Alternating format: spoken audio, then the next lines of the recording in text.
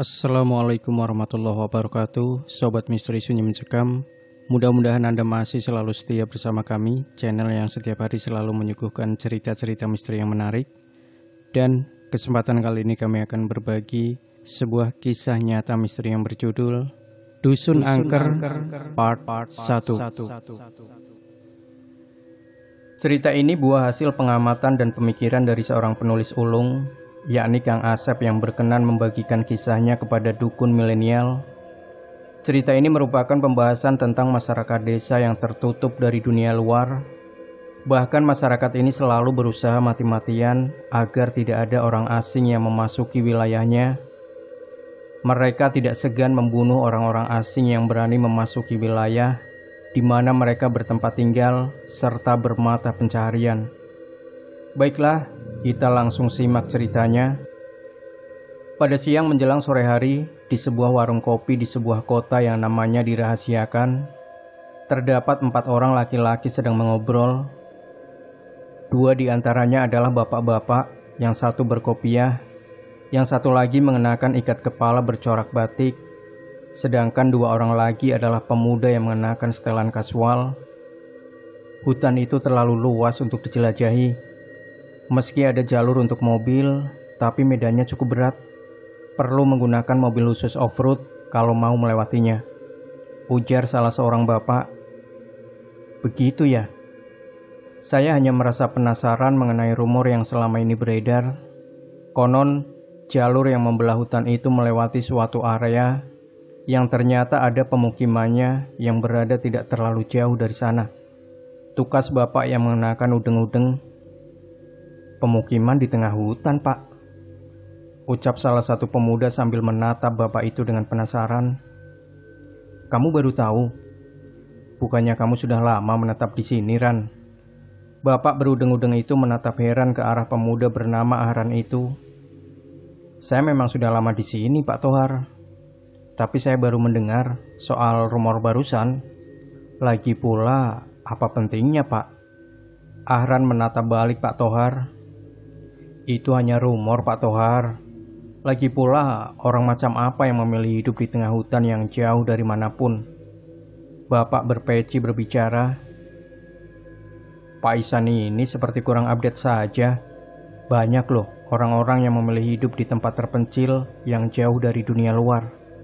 Bahkan mereka menjadi sangat liar saat bertemu orang asing. Tukas Pak Tohar. Dani, kok dari tadi kamu diam saja?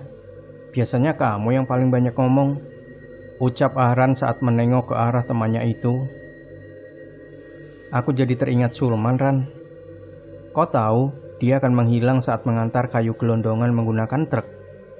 Truknya ketemu di jalur tengah hutan itu, tapi Sulman tidak. Ia menghilang. Ia juga sudah sebulan ini tidak pulang ke mes. Tukas Dani membuat Ahran tertegun. Sulman juga tidak mungkin pulang ke Jawa. Ia tidak pernah mengatakan akan segera pulang kampung. Lagi pula waktu itu ia baru seminggu habis dari kampung. Aku khawatir ia diculik orang dari kampung yang dimaksud Pak Tohar. Tambahnya sambil menatap Pak Tohar. Jangan ngawur. Dan lagi pula keberadaan perkampungan itu hanya sebatas rumor. Belum ada yang membuktikan kalau kampung itu ada. Tukas Ahran sambil menggelengkan kepalanya.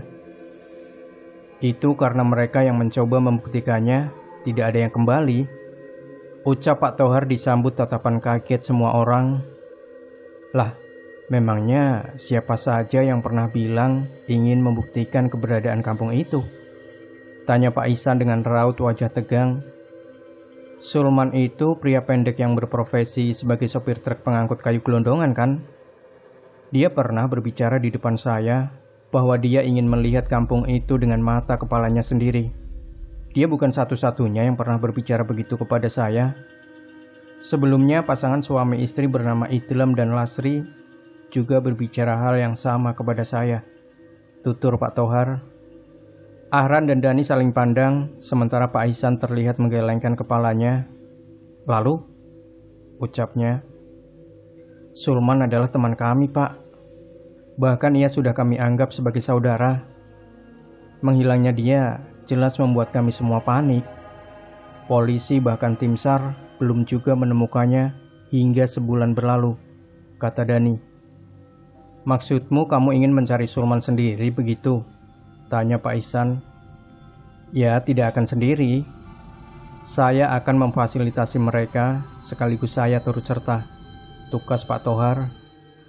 Pak Ihsan menggelengkan kepalanya. Itu bukan ide yang bagus. Lebih baik kalian tidak melakukannya. Biar aparat yang mencari Sulman maupun pasangan itu, ucapnya. Loh, bukannya Bapak beberapa waktu lalu bilang bahwa kampung itu hanya rumor. Kok sekarang gerak-gerik Bapak malah menunjukkan hal yang bertentangan dengan ucapan Bapak sebelumnya? Pak Tohar menatap penasaran ke arah Pak Ihsan. Pak Ihsan tampak gelagapan.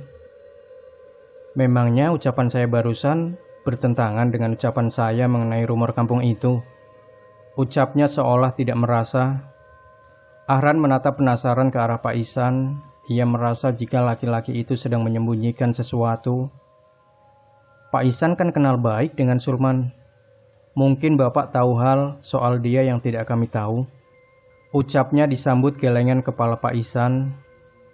Nak Sulman itu orangnya rajin. Ia juga tidak pernah membantah jika diminta membantu pekerjaan seperti membetulkan genting misalnya. Tukas dia, membantu pekerjaan. Ahran merasa ada yang janggal dengan kata-kata yang diucapkan Pak Ihsan barusan. Sudahlah Nak Ahran, tidak perlu dilanjutkan. Lagi pula saya pamit mau pulang dahulu. Istri saya barusan WA, ia meminta saya pulang. Ada tamu penting, kata Pak Tohar. Lalu untuk rencana kita mencari teman kami, bagaimana itu Pak? Tanya Dani seraya bangkit dari duduknya. Pak Tohar yang sedang bersiap melangkah, menoleh ke arah Dani. Kita bicarakan nanti di rumah, kalian datang berdua ya. Kalau Pak Ihsan sendiri, apakah ada niatan untuk datang? Mungkin Bapak tertarik untuk ikut bersama kami. Ucapnya kemudian menatap ke arah Pak Ihsan yang sedang balik menatapnya. Tidak, terima kasih Pak Tohar. Lagi pula nanti malam saya mendapat giliran jaga. Tukasnya sambil menatap ke kejauhan. Waktu beranjak petang, saat pada Isya, Ahran dan Dani telah berada di rumah Pak Tohar. Mereka tidak berkumpul di dalam rumah, melainkan di sebuah gazebo yang terbuat dari bambu yang dipelitur. Malam itu mimik wajah Pak Tohar terlihat serius. Ia seperti baru mendapatkan kabar penting. Ini cukup gawat. Tamu yang datang tadi sore membawa kabar tidak mengenakan. Mereka datang sekeluarga hanya untuk memberitahu saya bahwa anggota keluarga mereka, seorang perempuan, hilang ketika ikut rombongan para off-roader. Tidak ada satupun di keluarga itu yang tahu jalur yang dilewati para off-roader tersebut. Saya bertaruh jika para off-roader itu melewati jalur di mana Sulman dan pasangan suami istri itu hilang. Ujar Pak Tohar dengan nada agak gemetar. Lalu bagaimana tanggapan Bapak? Tanya Ahran penasaran. Saya sudah berjanji pada mereka untuk melakukan pencarian ke lokasi tersebut. Kalian berdua tentu yang menjadi rekan perjalanan saya. Apalagi kalian berdua ingin menemukan Sulman, bukan? Tukas Pak Tohar. Besok setelah pekerjaan selesai, kita akan langsung berangkat, tambahnya. Apa itu tidak terlalu mendadak? Tanya Ahran dengan heran. Loh, bukannya lebih cepat lebih baik? Bahkan seharusnya malam ini juga kita berangkat. Tapi berhubung mobilnya sedang diservis, ya tunda dulu sampai jam kerja besok berakhir, kata Pak Tohar sambil mengedarkan pandangannya ke arah Ahran dan Dani. Keesokan harinya, tepat setelah jam kerja berakhir, yaitu pada pukul 4, sebuah mobil SUV warna putih melaju keluar dari kota kecil itu. Singkat cerita, keesokan harinya tepat setelah jam kerja berakhir, yaitu pada pukul 4, sebuah mobil SUV warna putih melaju keluar dari kota kecil itu. SUV tersebut melaju kencang di jalanan beraspal rata dan mulus. Kita terlalu sore berangkatnya. Sesampainya di sana kita bisa kemalaman, ujar Ahran sambil menatap ke arah kaca depan. Sebentar lagi kita tiba di persimpangan itu. Hanya sepotong jalan yang diaspal. Selebihnya adalah jalan batu yang kemudian bersambung dengan jalan tanah yang sangat becek jika musim hujan. Kata Pak Tohar yang mengemudikan mobil, "Pak, apakah Bapak tidak melihat gelagat aneh Pak Ihsan saat kemarin kita di warung kopi? Kok dia seperti gelagapan begitu saat Bapak membicarakan tentang kampung itu?" Kata Dani yang duduk di samping Pak Tohar. "Mungkin dia belum sarapan, makanya gelagapan," tukas Pak Tohar dengan santai. "Masa karena belum sarapan? Mungkin dia sedang menyembunyikan rahasia yang berkaitan dengan keberadaan kampung di tengah hutan itu," kata Dani seraya melihat ke arah sebuah rumah berdiri terpencil dengan jarak beberapa meter dari pinggir jalan raya. "Rumah itu mencurigakan. Aku barusan melihat sepasang mata yang menyala mengintip dari jendelanya," katanya. "Rumah itu sudah lama ditinggalkan penghuninya. Konon karena tanah itu milik pemerintah kabupaten. Membangun rumah di atasnya otomatis dianggap menyerobot tanah milik negara," tukas Pak Tohar seraya melihat ke arah pertigaan. Ia kemudian membelokkan kendaraannya ke arah kanan. Ini dia jalur menuju tengah hutan rimba. Yang saya tidak suka dengan jalur ini adalah banyaknya truk yang parkir sampai menutupi badan jalan, katanya seraya melihat ke arah 3 truk yang terparkir hingga memakan badan jalan. "Masih mending truk biasa, Pak.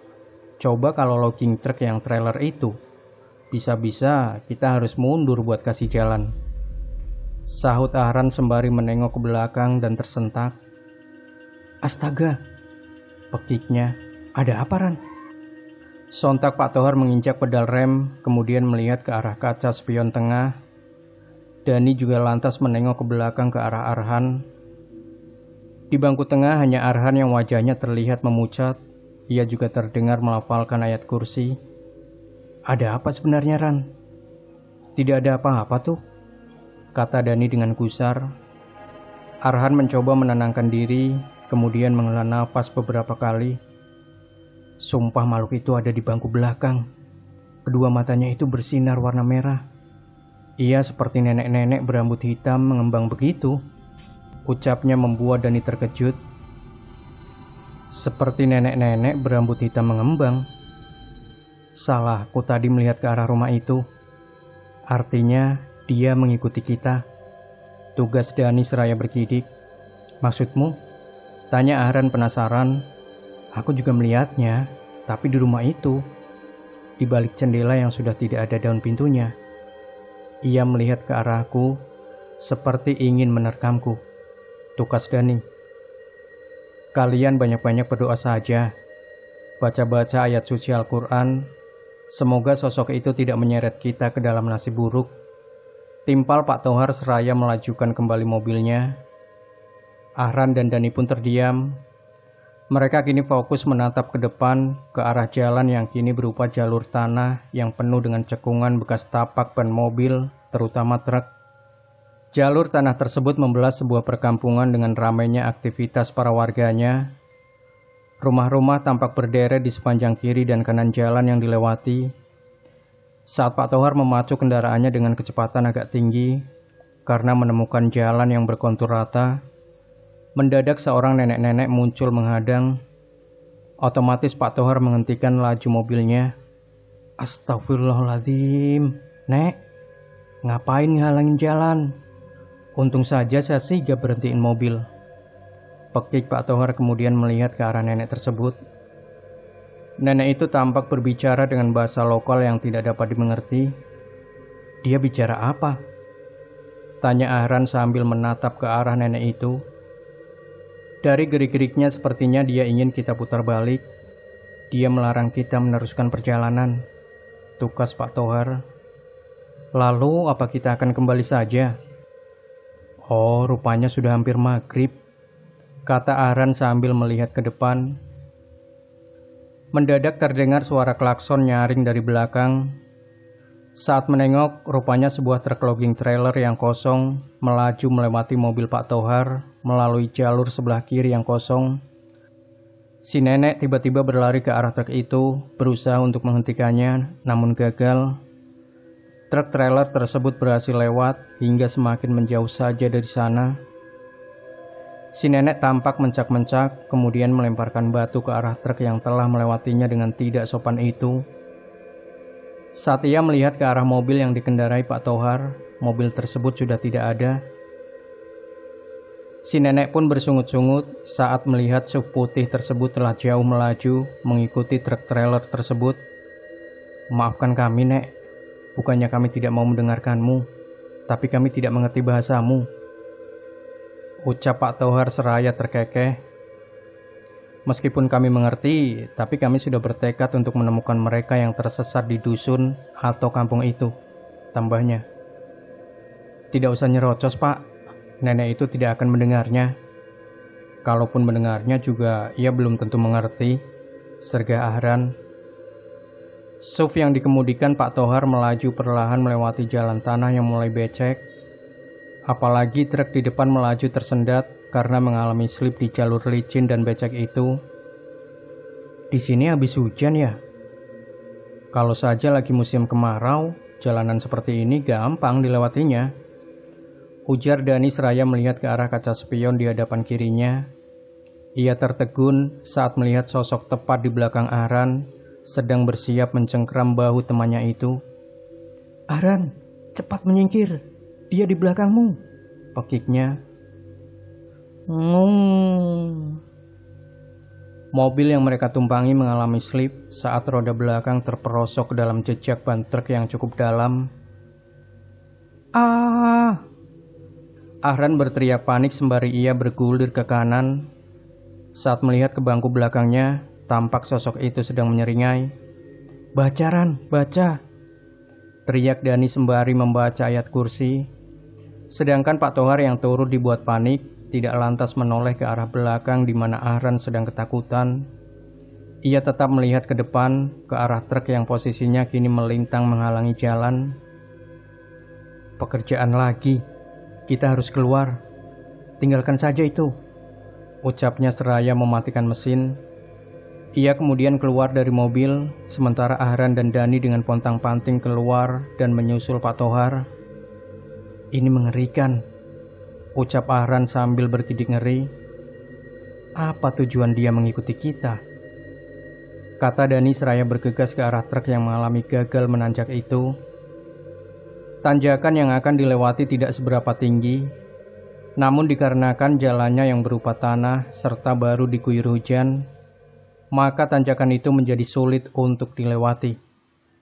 Sobat Misteri Sunyi Mencekam, pastikan Anda tidak melewatkan sebuah kisah nyata misteri bagian kedua, Dusun Angker, dan jangan lupa pula berikan komentar Anda, like, share video ini, subscribe channel Sunyi Mencekam, dan kembali nantikan cerita-cerita misteri terbaru dari kami. Wassalamualaikum warahmatullahi wabarakatuh.